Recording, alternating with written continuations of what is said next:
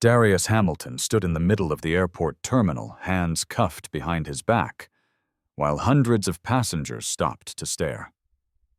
His business class ticket lay torn on the floor beside his leather briefcase. Security officer Kyle Mitchell smiled with quiet victory, arms crossed over his chest. But when the director's office door swung open and a tall figure stepped into the corridor, everything was about to change forever in ways no one could have predicted. Before we dive into this shocking story, tell us where you're watching from in the comments below. If you believe no one should ever be treated this way, hit that like button right now. Subscribe and turn on notifications, because you won't want to miss what happens when the truth finally comes out. Trust me, what unfolds next will leave you speechless. Darius Hamilton woke at 4:30 that morning with his heart racing faster than usual. Today wasn't just another business trip. Today was the culmination of 15 years of grinding work, sleepless nights, and refusing to accept the limitations others tried to place on him. At 42 years old, he'd built Hamilton Tech Solutions from a tiny apartment in Southside into a powerhouse artificial intelligence company serving underrepresented communities across America. Now he was flying to Chicago to sign a $200 million contract with a Fortune 500 corporation, the kind of deal that would cement his company's future and create jobs for thousands in neighborhoods that desperately needed them. He stood in front of his bathroom mirror, adjusting his Armani suit, the charcoal fabric fitting perfectly across his shoulders. The Patek Philippe watch on his wrist had been a gift to himself last year, a reminder of how far he'd climbed from the public housing where he grew up. His Mont Blanc briefcase sat packed on the bed, containing contracts, presentations, and documents that represented everything he'd worked for. But as he grabbed his car keys, a memory flashed through his mind uninvited. His father, Thomas Hamilton, standing in this very house 30 years ago, telling young Darius about being denied boarding on a flight to Atlanta in 1985. The airline staff had looked at his coach ticket, looked at his black face, and decided he must have stolen it.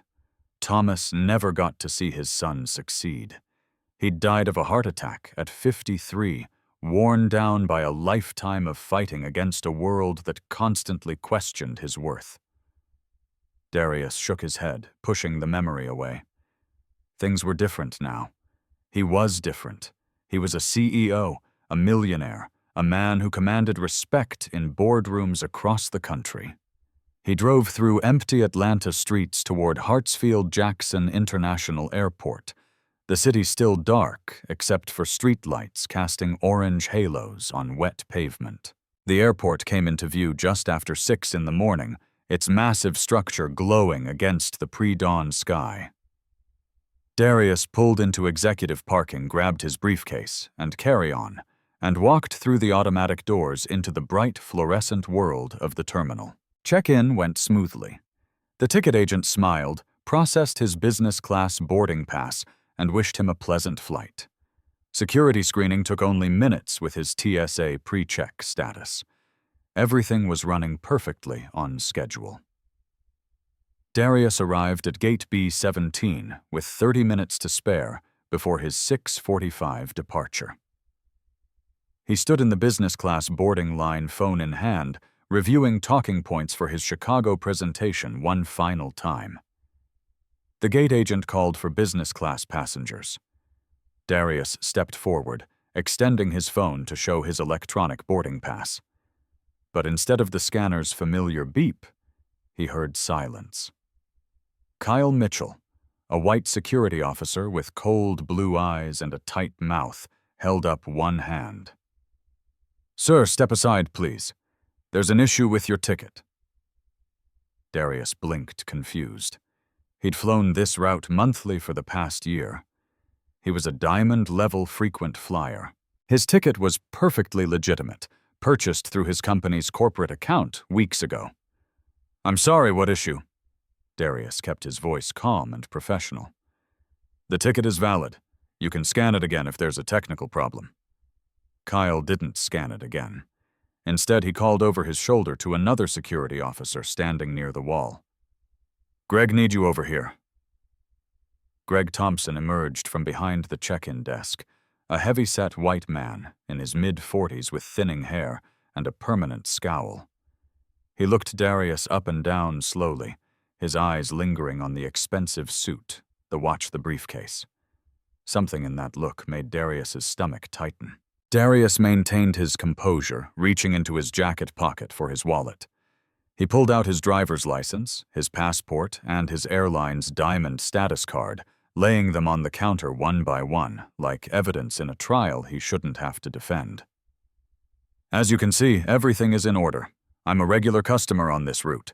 Is there a specific concern I can address? Kyle barely glanced at the documents. Greg picked up the passport, flipping through pages without really reading them, then set it down with deliberate slowness. How did you afford business class? Greg's question hung in the air like poison gas.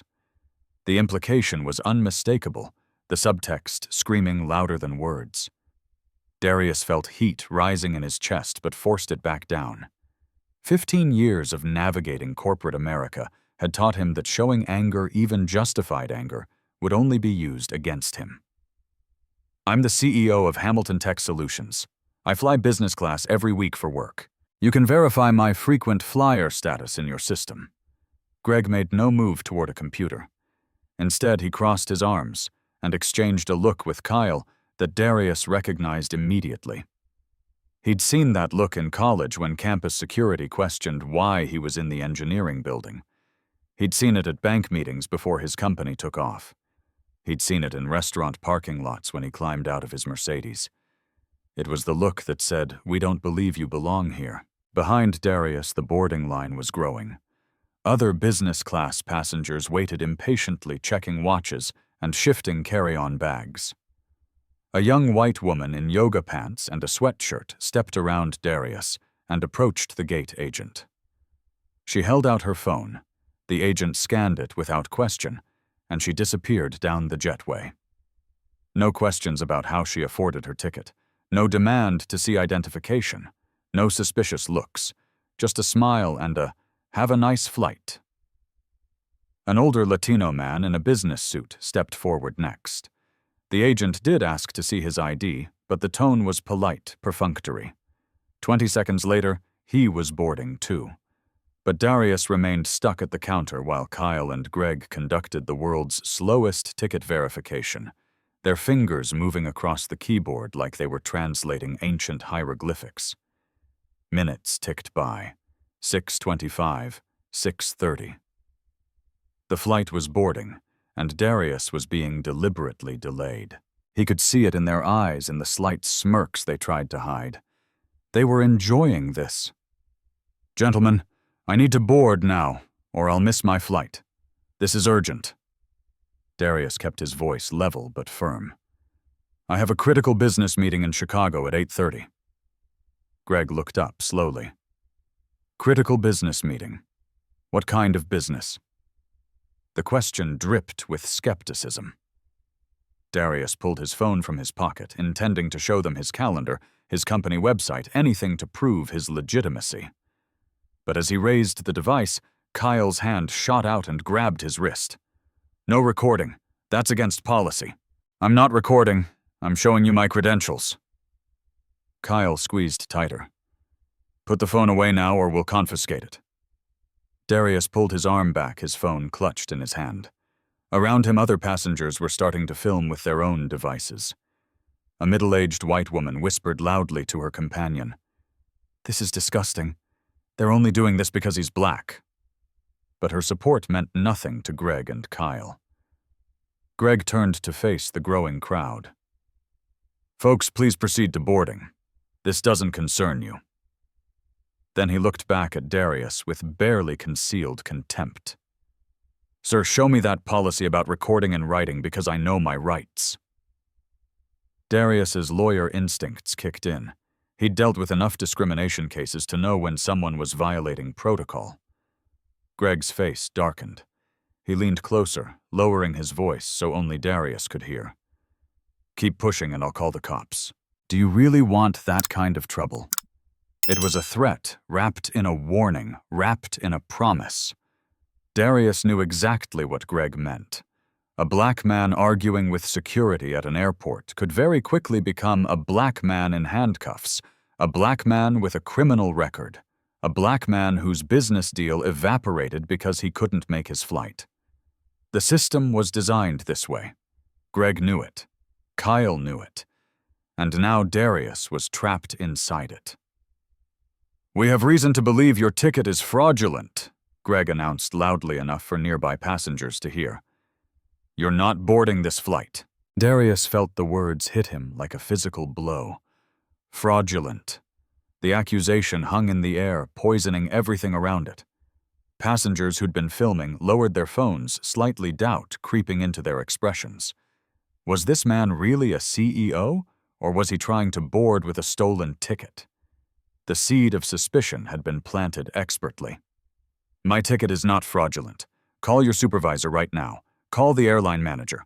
I need to speak to someone above your pay grade because this is discrimination and you know it." Darius fought to keep his voice steady, but fury was building in his throat like lava. Greg laughed, actually laughed, the sound sharp and cruel. "Sure you need to speak to a manager.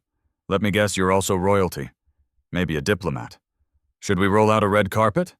Kyle snickered, and suddenly 3 more security officers appeared, as if summoned by some invisible signal. They formed a loose semicircle around Darius, their body language aggressive, their hands resting near their belts. The message was clear. You're surrounded. You're outnumbered. Submit or face consequences. More passengers stopped to watch now. Some held up phones recording everything. An elderly white woman with silver hair pushed forward. "Excuse me, but I've been watching this whole interaction. You haven't given this gentleman any legitimate reason to deny him boarding. This is absolutely disgraceful. Let him on that plane right now." Greg spun toward her, his professional mask slipping to reveal raw irritation. "Ma'am, I strongly suggest you mind your own business and proceed to your gate, or you'll miss your flight too. Is that what you want?" The woman's face flushed red, but she stepped back, silenced by the implicit threat. That's how it worked. Allies could be intimidated into silence. Witnesses could be scattered. Authority could crush resistance through fear alone. Darius pulled his phone out again, this time keeping it low and obvious. He dialed his attorney's number, pressing the phone to his ear. Michael Chen picked up on the second ring. "Michael, I'm at the airport. Security is refusing to let me board, claiming my ticket is fraudulent. They're threatening to call police. I need you to—" Kyle reached out and pushed Darius's phone hand down hard enough that the device nearly fell. "I said no phones. Are you deaf?" It was 6:40 now. Through the windows, Darius could see the plane sitting at the gate, its engines already running, ground crew preparing for departure. His plane. His flight. His $200 million contract slipping away by the second. "Please, I'm begging you. Just scan the ticket. Call the airline. Do something to verify what I'm telling you. I cannot miss this flight." Desperation leaked into Darius's voice despite his best efforts. He hated hearing it, hated giving them the satisfaction of seeing him break. But this was his company's future, his employees' livelihoods, his father's legacy, all hanging by a thread. Greg checked his watch with exaggerated slowness. "Gate closes in 5 minutes. Don't think you're making it, buddy." At 6:45, the gate agent announced final boarding. The last few passengers rushed down the jetway. Darius watched them go, watched the agent close the door, watched his dream take off without him. He stood frozen, unable to process what had just happened. 15 years of work destroyed because 2 racist security guards decided he didn't look like he belonged in business class. Kyle leaned against the counter, arms crossed, smiling that same cold smile. "Guess you'll have to catch the next flight. Oh, wait. We still need to sort out this ticket fraud issue. A young black man in his 20s stepped forward from the crowd. Darius recognized him from the security line earlier. I recorded everything. This whole interaction. You can't get away with this racist garbage. Kyle's smile vanished. He strode toward the young man, hand outstretched. Give me that phone. Now. That's evidence tampering. The young man clutched his phone tighter. Evidence of what? Evidence that you racially profiled him. Yeah, I got plenty of that. 2 more security officers moved in, and the young man reluctantly handed over his device, his face a mixture of anger and fear. Darius wanted to tell him it was okay that he appreciated the help, but no words came out. He felt paralyzed, watching everything spiral further out of control. Greg pulled out his radio and spoke into it clearly. This is Thompson at Gate B-17. We need TSA officers and airport police immediately. We have a passenger refusing to comply with security directives, possible threat situation. Darius's blood turned to ice. Threat situation. They were actually going to do this. They were going to twist this entire encounter, rewrite the narrative, and make him the villain. Within seconds, the response would come. Officers would arrive. He would be detained, possibly arrested. His name would be run through databases. The media would get wind of it. Hamilton Tech CEO arrested at airport for disruptive behavior. His investors would panic. The Chicago deal would evaporate. Everything would burn. I never raised my voice, Darius said quietly, more to the crowd than to Greg. I never threatened anyone. I asked to board my legitimate flight. Everyone here saw what really happened. Several passengers nodded, murmuring agreement, but their support felt hollow.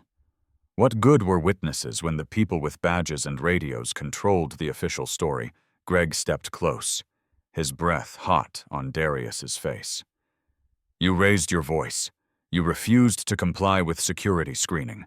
You became verbally aggressive toward staff. That's what my report will say.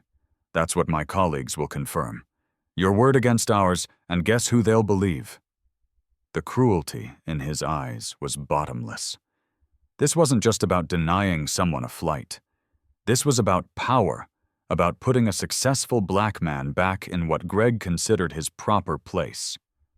This was about reminding Darius that no matter how much money he made, no matter what he achieved, his skin would always make him suspect. Call TSA and police, Greg said loudly, turning to address the other security officers. This man is now a security threat to this airport. 5 minutes felt like 5 hours. Darius stood perfectly still, hands at his sides, trying not to give them any excuse to escalate further. Around him, passengers whispered and filmed, but he barely noticed. His mind was racing through scenarios, none of them good. What would happen when police arrived? Should he comply completely or insist on his rights?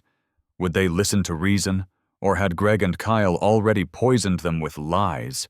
The answer came thundering down the corridor in the form of 4 TSA officers in blue uniforms and 2 airport police in full tactical gear.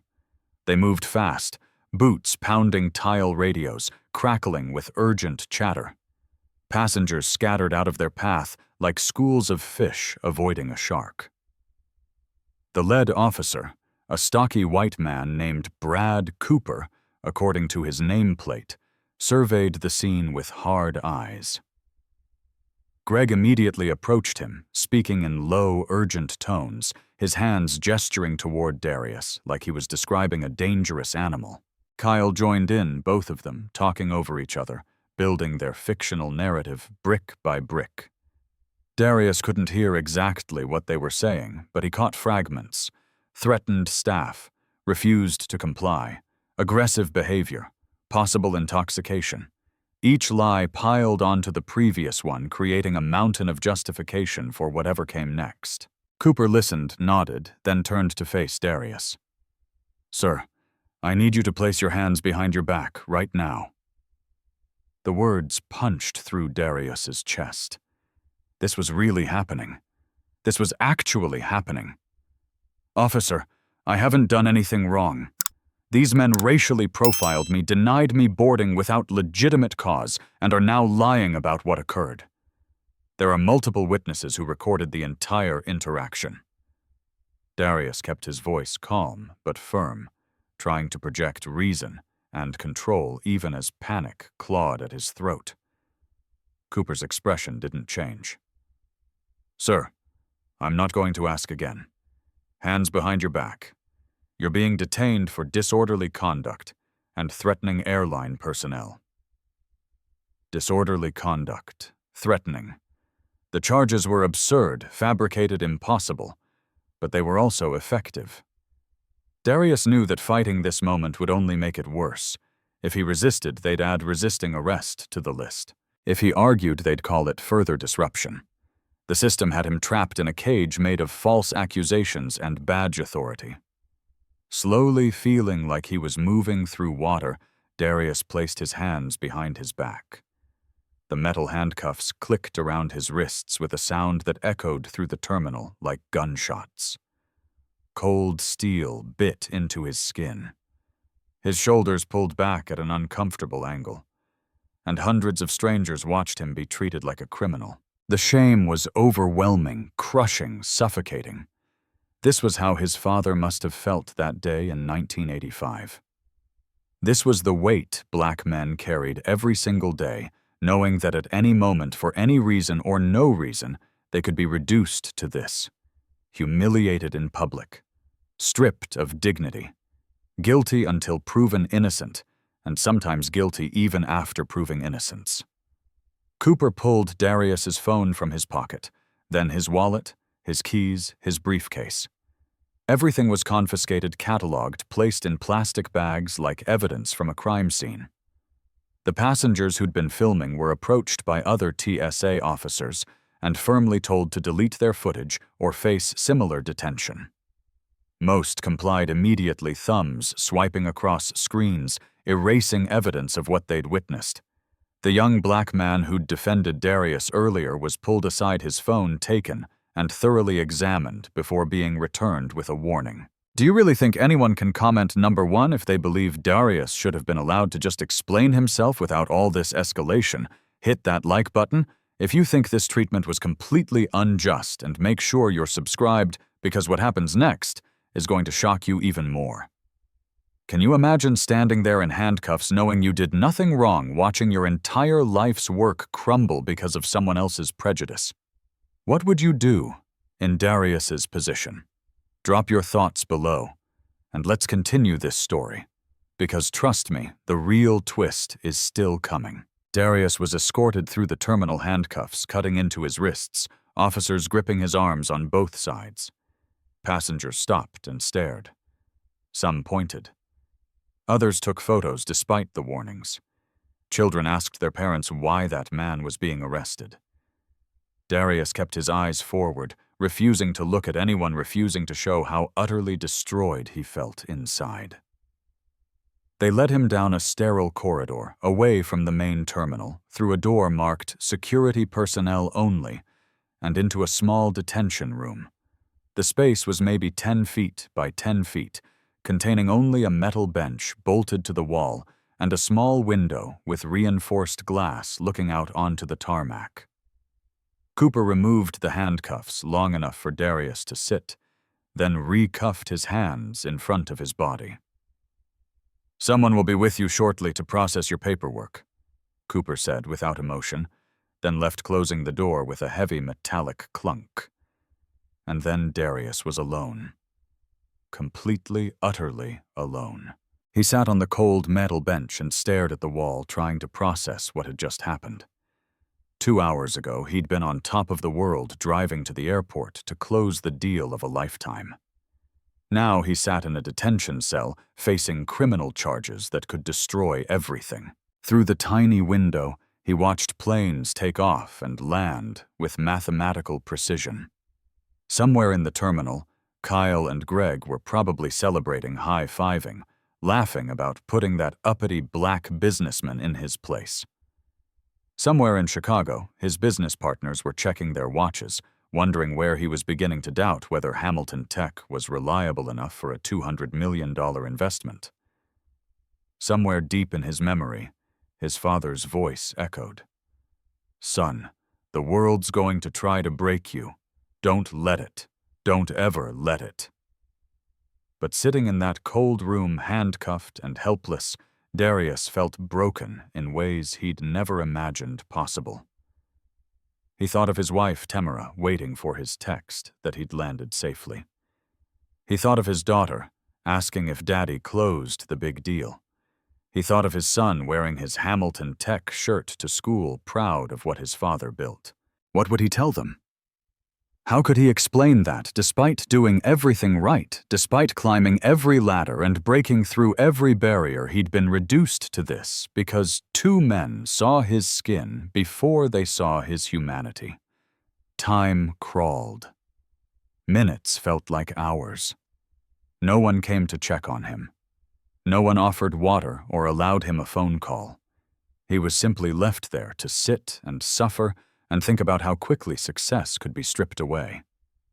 At 8:15, the exact moment he should have been shaking hands with executives in Chicago, a different TSA officer opened the door.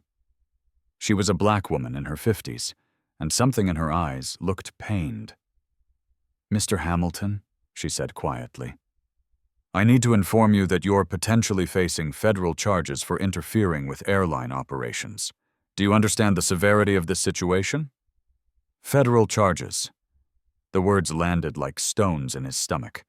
This wasn't just missing a flight anymore. This was prison time. This was a felony record. This was the complete destruction of everything he'd built. At exactly 9 o'clock in the morning, the detention room door burst open with such force that it slammed against the interior wall. Darius looked up, expecting more officers, more charges, more nightmares unfolding. Instead, a tall black man in an immaculate charcoal suit strode through the doorway like righteous fury incarnate. Jonathan Price stood 6 feet 4 inches tall, with close-cropped hair going silver at the temples and the kind of presence that made rooms go quiet when he entered. He was the executive director of Hartsfield-Jackson Atlanta International Airport, one of the most powerful positions in American aviation. And as his eyes landed on Darius, sitting handcuffed on a metal bench, his face transformed from professional composure to absolute horror. "Darius Hamilton." Jonathan's voice cracked on the second repetition of the name. Darius looked up, his exhausted brain struggling to process what he was seeing. That face. He knew that face. 20 years fell away in an instant, and suddenly they were back at Howard University. Two young men studying business administration and dreaming about changing the world. Jonathan Price. JP. His best friend from sophomore year through graduation, the guy who'd been best man at his wedding, the brother he'd somehow lost touch with as life pulled them in different directions. "JP." Darius's voice came out hoarse, broken. "Jonathan Price, is that really you?"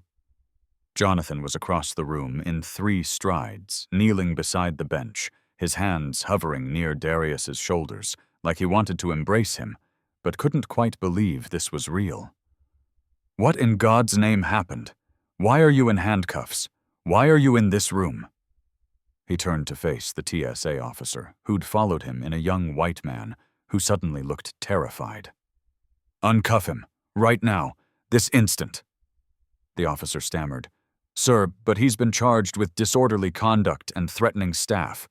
The report says—" Jonathan's voice dropped to a tone so cold it could freeze fire. "I don't care what the report says. I'm looking at my friend, a respected businessman, a man I've known for 20 years sitting in handcuffs in my airport. Remove those restraints immediately, or you'll be looking for a new job before lunch." The officer's hands shook as he fumbled for his keys, unlocking the cuffs and stepping back quickly. Darius rubbed his wrists where the metal had left red marks, feeling blood flow back into his fingers. Jonathan pulled him into a fierce embrace, the kind of hug that said, "I'm sorry, and this is wrong, and I've got you all at once." "Brother, what happened? Tell me everything." So Darius did. The words poured out like a dam breaking, starting with approaching the gate and ending with federal charges. He told Jonathan about Kyle's suspicious looks, about Greg's racist questions, about being deliberately delayed until he missed his flight. He described the fabricated accusations, the confiscated phones, the witnesses who were intimidated into silence. His voice shook as he explained about the Chicago deal, the $200 million that was probably lost forever, the 15 years of work circling the drain, because two men decided he didn't belong in business class. Jonathan listened without interrupting, but Darius could see his jaw clenching tighter with each sentence, could see rage building behind his eyes like a storm gathering strength. When Darius finished, Jonathan stood slowly straightening his suit jacket with deliberate precision. "Take me to Kyle Mitchell and Greg Thompson. Right now. This second." His voice was quiet, but it carried the weight of absolute authority. They walked through the terminal corridors, Jonathan's expensive shoes clicking against tile with rhythmic purpose. Staff members saw him coming and immediately straightened, pressing themselves against walls to let him pass. Everyone recognized the executive director. Everyone knew that when Jonathan Price walked with that particular expression, someone's career was about to end. They reached the security checkpoint where the nightmare had begun just 3 hours earlier. Kyle and Greg were on break, sitting in a small office behind the screening area, drinking coffee and laughing about something on Kyle's phone. Through the glass wall, Darius could see them relaxed and comfortable, completely unaware that judgment was about to arrive. Jonathan didn't knock. He opened the door and stepped inside Darius, following close behind. Kyle saw them first, and his face went from amused to confused to terrified in the space of a heartbeat. He dropped his coffee cup, which shattered on the floor, spreading brown liquid across white tile. Greg turned, saw Jonathan's expression, and understood immediately that something had gone catastrophically wrong with their plan. "Explain to me," Jonathan said, his voice soft but carrying the promise of violence barely restrained, "why my personal friend, a CEO with a legitimate business class ticket, is standing here after being held in a detention cell for 3 hours. Explain it to me right now, and it better be the truth, because I'm about 30 seconds away from ending both your careers." Kyle found his voice first, though it came out strangled and desperate. "Sir Director Price, sir, this man was being disruptive. He refused to comply with standard security protocols. We followed all established procedures for handling a potentially threatening passenger." The lie fell flat in the small room, unconvincing even to Kyle himself. Jonathan turned his gaze on Kyle, with the focus of a laser. Disruptive. Threatening. Those are interesting words. Let's examine them more closely, shall we, Greg? You want to add anything to your colleague's statement?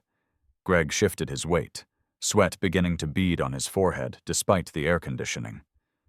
"Director Price, we made a judgment call based on our training and experience. The ticket seemed suspicious, and when the passenger became argumentative..." Jonathan held up one hand, cutting him off mid-sentence. "Stop talking. Both of you stop talking right now before you dig yourselves deeper. We're going to the surveillance room and we're going to watch exactly what happened. Every angle, every second. And then you're going to explain to me how following procedures resulted in a successful businessman missing his flight and facing federal charges." The walk to the surveillance center felt like a death march. Kyle and Greg trailed behind, their earlier confidence evaporated completely. They knew what the footage would show. They knew their lies were about to be exposed in high-definition clarity. The surveillance room was a dark space filled with monitors showing every corner of the airport in real time. The head of security, a no-nonsense black woman named Diane Foster, looked up as they entered. "Director Price, what can I do for you?" Jonathan gestured toward Darius. "Pull up footage from Gate B17 starting at 6:15 this morning, all angles, and get me the audio from the gate area security microphones." Diane's fingers flew across the keyboard and monitors flickered to life, showing multiple views of the scene. There was Darius approaching the gate phone in hand, professional and calm. There was Kyle stopping him with that raised hand, that suspicious look. The footage showed everything in brutal clarity. Darius presenting his identification, his passport, his frequent flyer card. Kyle barely glancing at them. Greg arriving and immediately treating Darius with contempt. The racist question about affording business class caught clearly on the audio feed. White passengers sailing through boarding without scrutiny while Darius was detained and delayed. Kyle grabbing Darius's wrist when he tried to use his phone. Greg's threatening whispers about calling the police. The elderly woman defending Darius and being silenced. The young man trying to film evidence and having his phone confiscated. Every lie, every discriminatory action, every abuse of authority captured forever on digital video. Jonathan watched in complete silence, his hands gripping the edge of the console so tightly his knuckles turned pale. Diane watched too, her expression growing increasingly horrified. When the footage showed Darius being handcuffed, while Kyle smirked in the background, she gasped audibly. The recordings played for 15 minutes, showing the entire encounter from multiple perspectives. There was no ambiguity, there was no room for interpretation.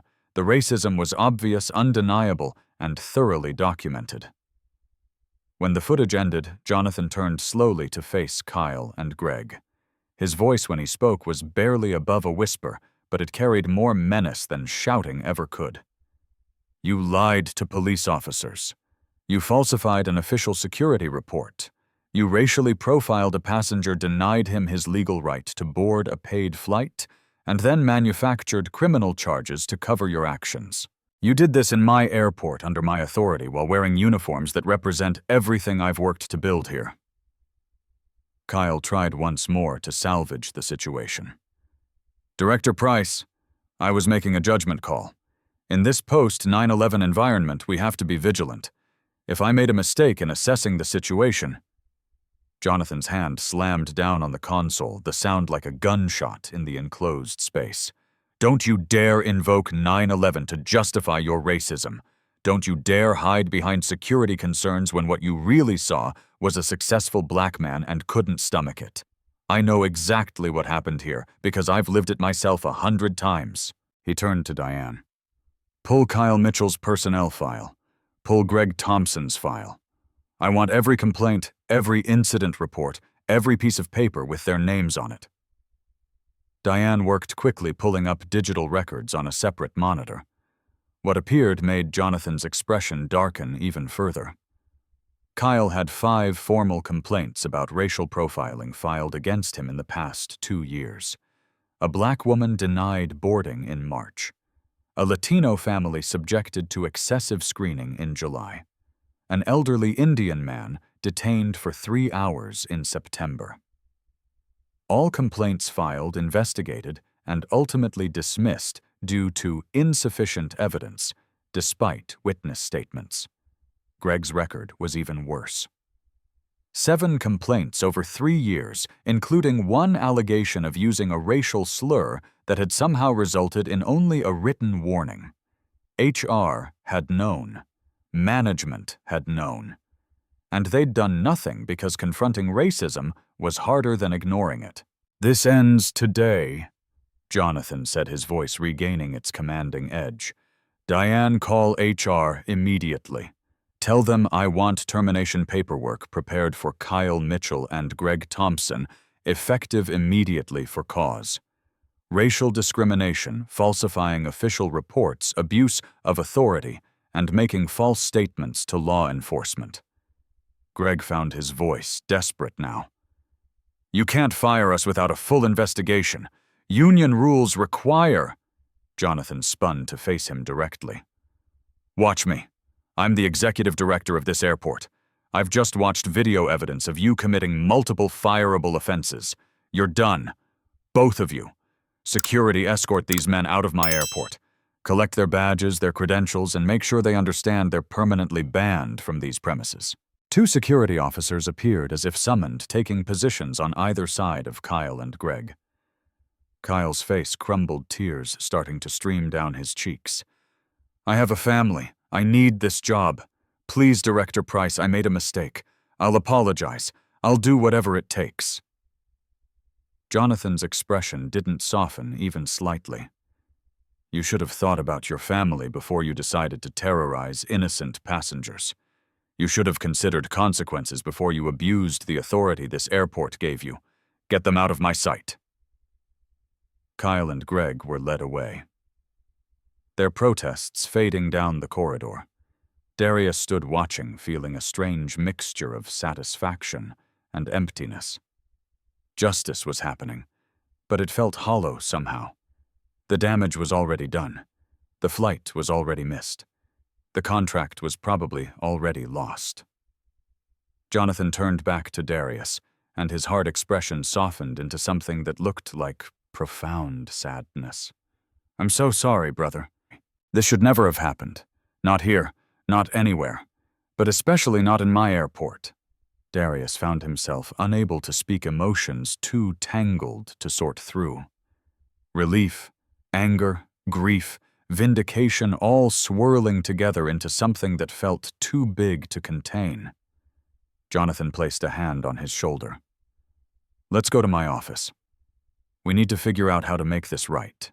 Jonathan's office occupied the top floor of the airport's administrative tower, with floor-to-ceiling windows overlooking the runways. Planes took off and landed in steady rhythm, indifferent to the human drama unfolding thousands of feet below. Darius sank into a leather chair, while Jonathan poured tea from a pot that sat on a sidebar, his movements precise and controlled, despite the fury still simmering beneath his surface. "First things first," Jonathan said, handing Darius a cup of chamomile tea. "Tell me about this contract you missed. Everything. Don't leave out details."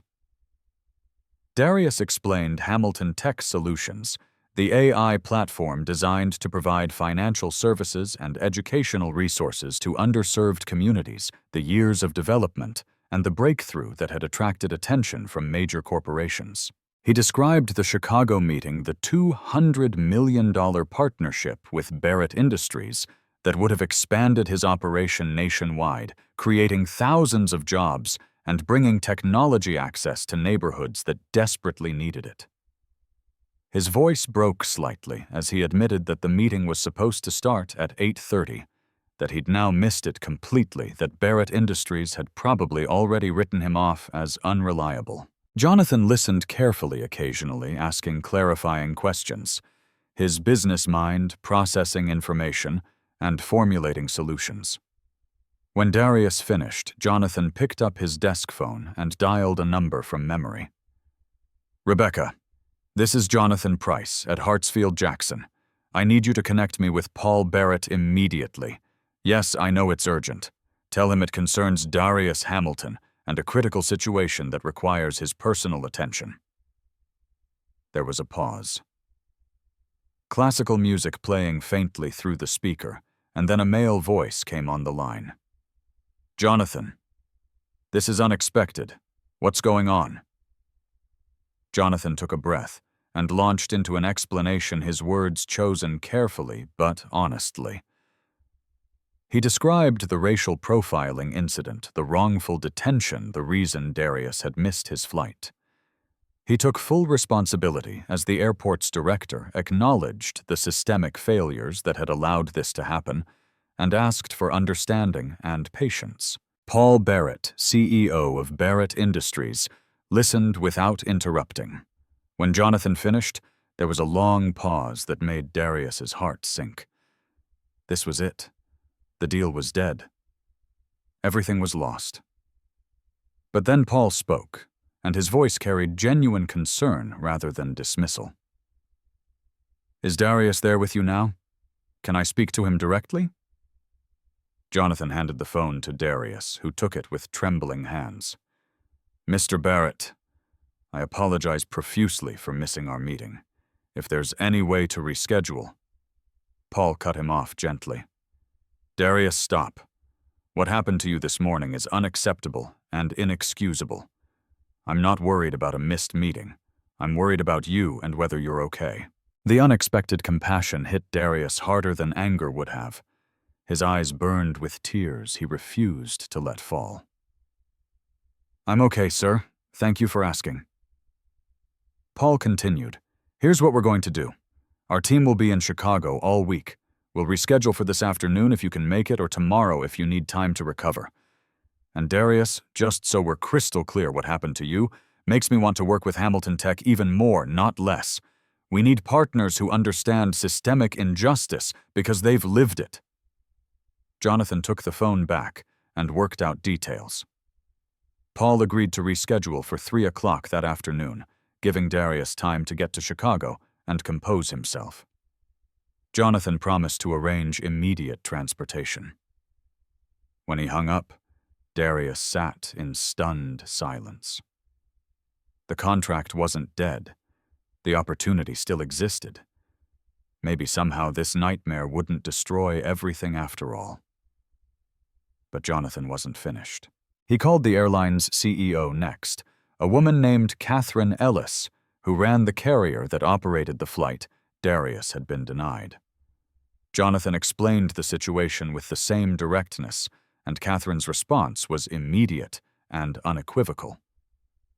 That's horrific. What can we do to make this right?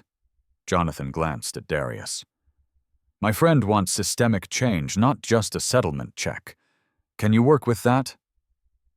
Catherine didn't hesitate. Absolutely. I'll commit right now to implementing comprehensive anti-discrimination training for all our staff, creating an independent complaint system for passengers, and equipping security personnel with body cameras. And tell Mr. Hamilton that we'd like to compensate him for his experience. We're thinking $500,000. Darius shook his head before Jonathan could relay the number. I don't want money.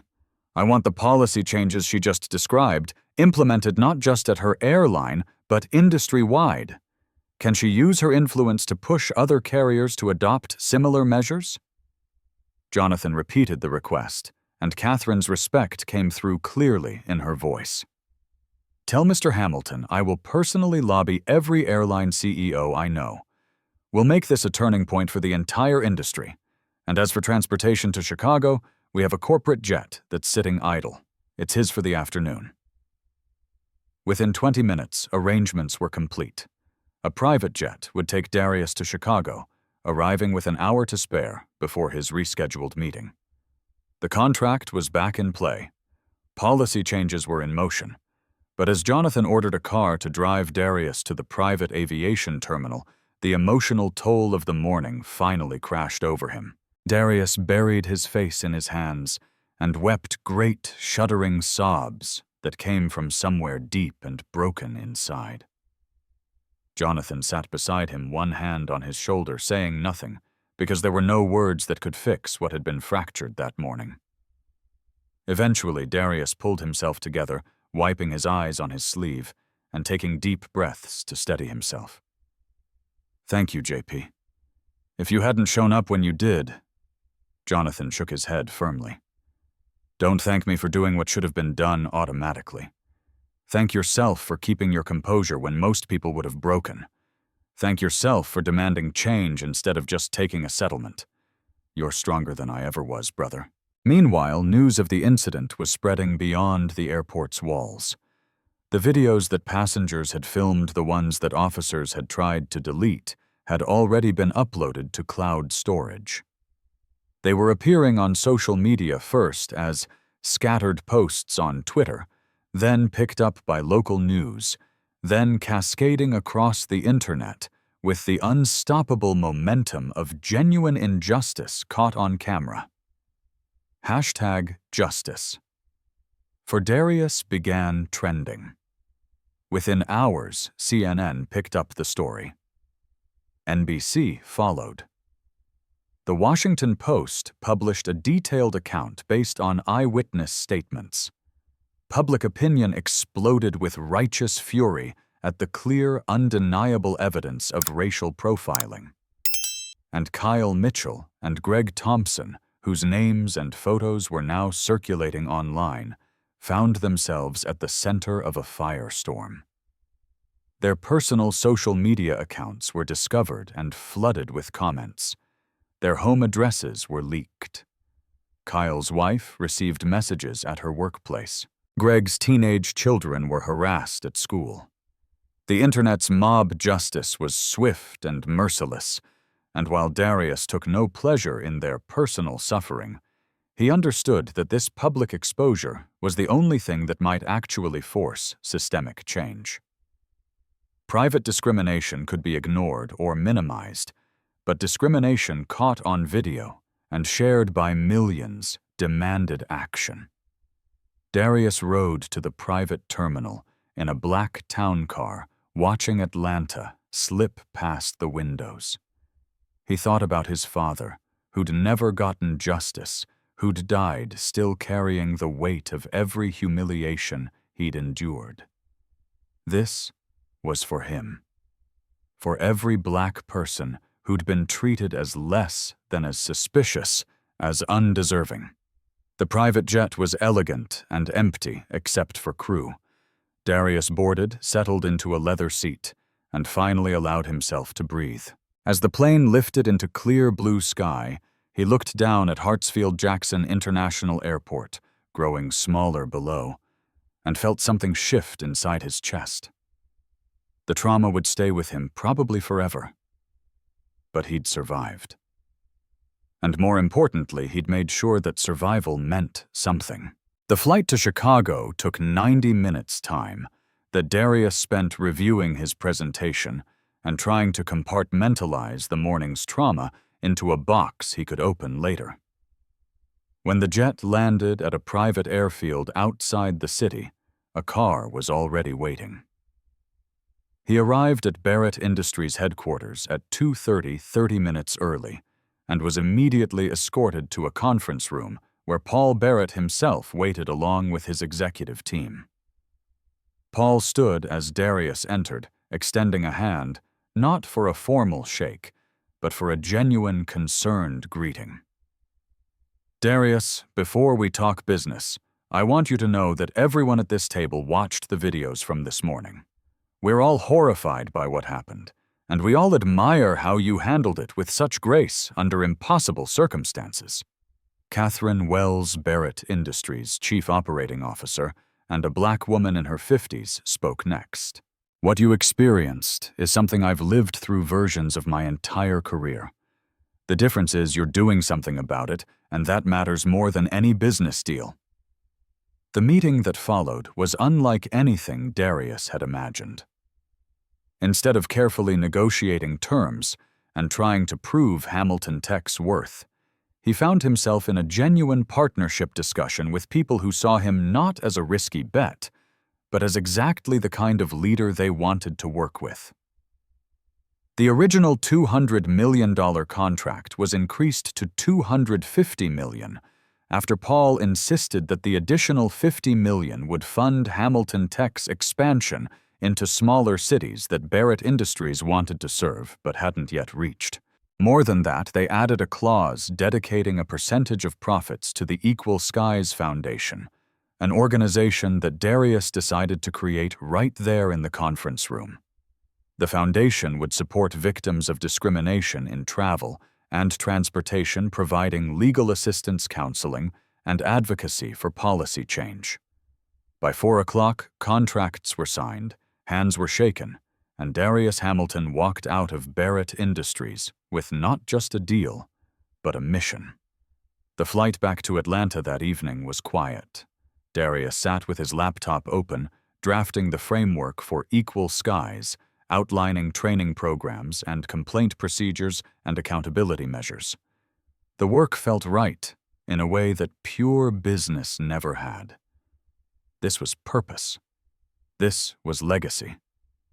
When he finally arrived home at 9 o'clock that night, His wife, Tamara, was waiting at the door. She'd seen the videos. She'd read the news articles. She'd spent the day terrified and furious and heartbroken. She threw her arms around him and held on like she'd never let go. Their daughter Zoe, 12 years old and already wise beyond her years, looked up from her homework. "Daddy, you're a hero. Everyone at school was talking about you standing up to those racist security guards." Their son Marcus, 8 years old, ran to hug his legs. "Dad, did you really get arrested, Kyle, from my class?" His dad said you probably deserved it, so I punched him.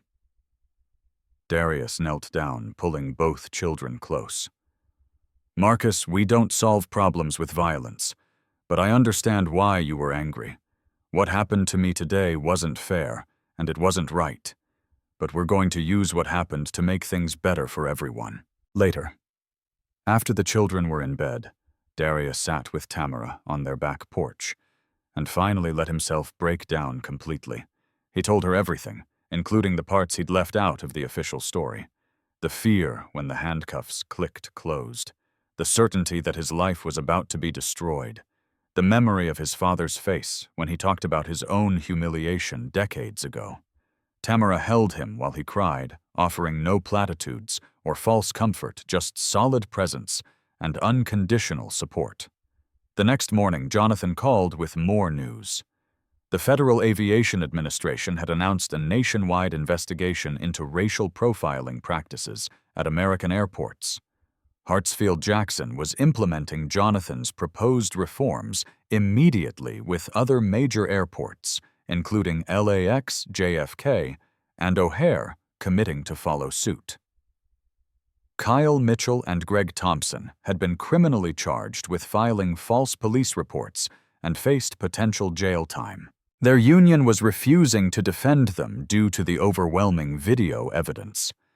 More importantly, passengers were coming forward with their own stories of discrimination, creating a groundswell of demand for systemic change that bureaucracies couldn't ignore.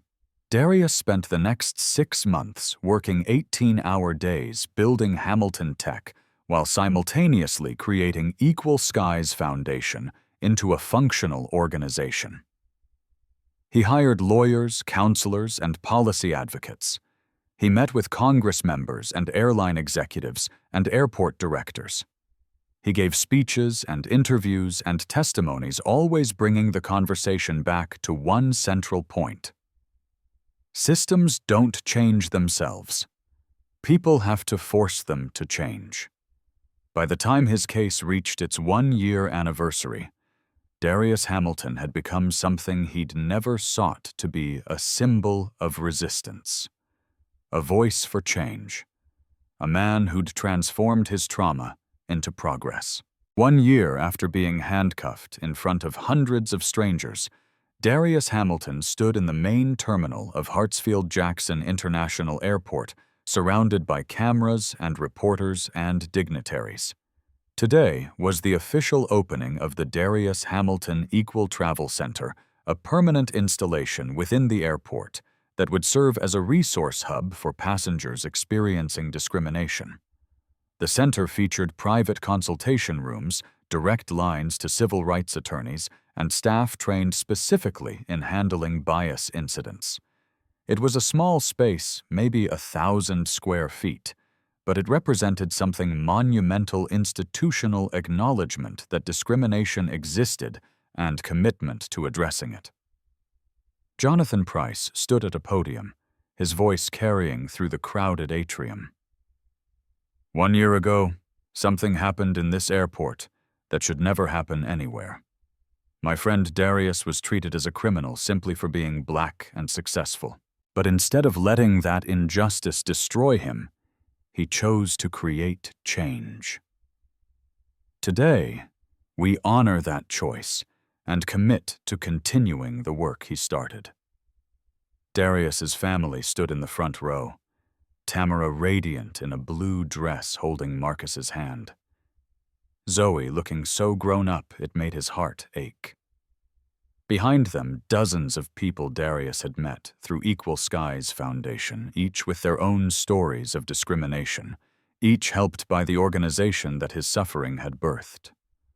When it was Darius's turn to speak, he walked to the podium and looked out over the crowd. His prepared speech sat folded in his pocket, but he didn't pull it out. Instead, he spoke from the heart. A year ago, I stood in this building in handcuffs, humiliated and broken, watching my dreams fly away without me. I thought about my father, who experienced similar injustice and never got to see it corrected. I thought about giving up. I thought about accepting that some things will never change. He paused, letting his eyes sweep across the faces watching him. But I was wrong. Things do change when people refuse to accept injustice. In the past year, complaints about racial profiling at American airports have dropped 75% thanks to new training programs and oversight measures. 20 major airports have implemented body camera requirements for security staff. Airlines have created independent review boards for discrimination complaints. And most importantly, people are speaking up instead of suffering in silence. Darius pulled a folded paper from his jacket. Not his speech, but a letter. Last week I received this from a woman named Jasmine Brooks. She wrote, "Mr. Hamilton, I flew through Atlanta last month. For the first time in my life, I walked through an airport without fear. I wasn't afraid of being singled out, searched excessively, or treated as suspicious. I just walked through and caught my flight like anyone else. Thank you for making that possible." His voice caught, and he had to stop for a moment to compose himself. That letter is why we do this work. Not for recognition or revenge, but so that Black people and brown people and anyone who's ever been judged by appearance rather than character can travel with dignity. So that no one else's child has to punch a classmate because their father was treated unjustly. The crowd laughed softly at that, and Darius smiled. Kyle Mitchell is currently serving a 2-year sentence for filing false police reports.